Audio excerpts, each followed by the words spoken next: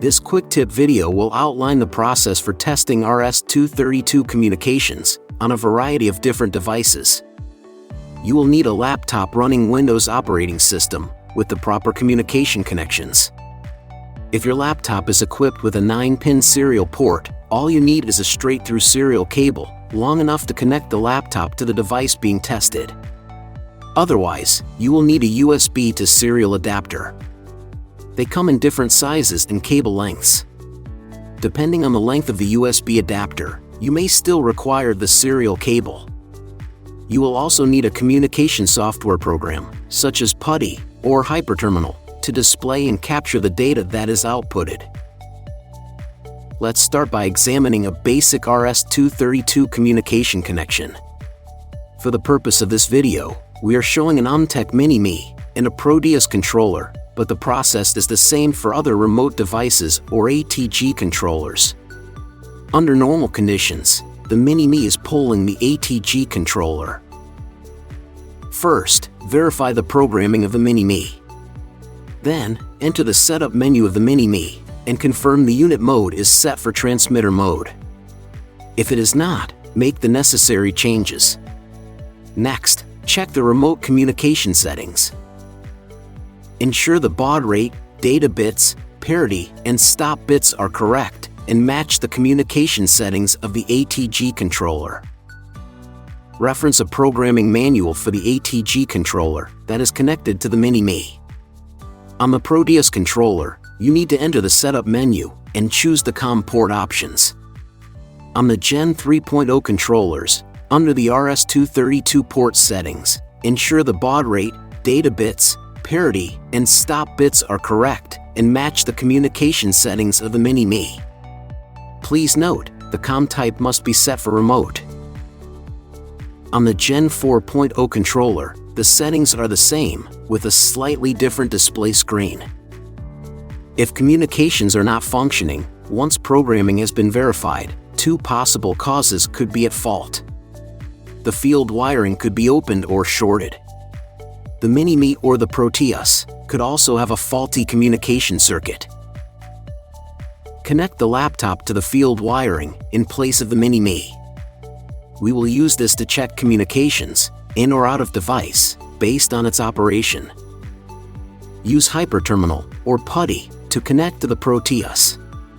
Type in the TLS command of Control-A, capital I, 20100. The current inventory should display.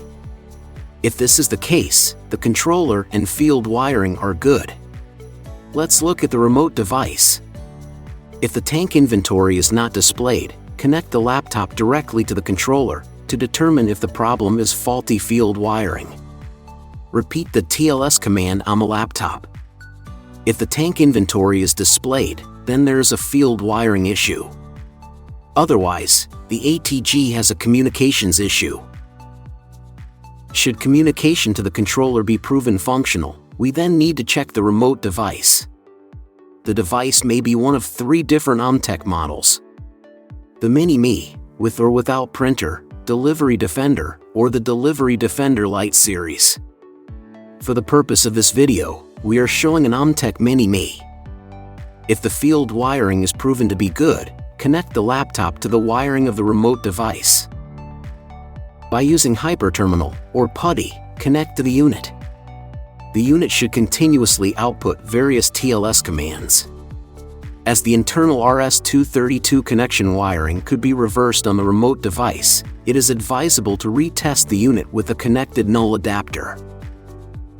If your connection between the Mfg and the ATG controller involves the use of an RS432 range extender, connect the laptop in place of the Mfg. As with the straight RS232 communications, you must program the proper settings. Using Hyperterminal or PuTTY, check if communications are good. If yes, the problem most likely resides in the Mfg. If not, connect the laptop directly to the ATG controller. If communications prove good, the problem is in the RS422 range extender and/or the wiring. Consult OMNTEC's technical support for additional troubleshooting of the RS422 range extender. If your connection between the Mini-Me and the ATG controller involves the use of a RS232 wireless system, connect the laptop in place of the Mini-Me. As with the straight RS232 communications, programming proper settings are required.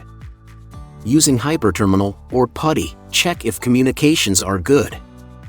If yes, the problem most likely resides in the Mini-Me. If not, connect the laptop directly to the ATG controller. If communications prove good, the problem is in the RS232 wireless system and/or the wiring. Consult OMNTEC's technical support for additional troubleshooting of the RS232 wireless system. This completes the process for testing RS232 communications.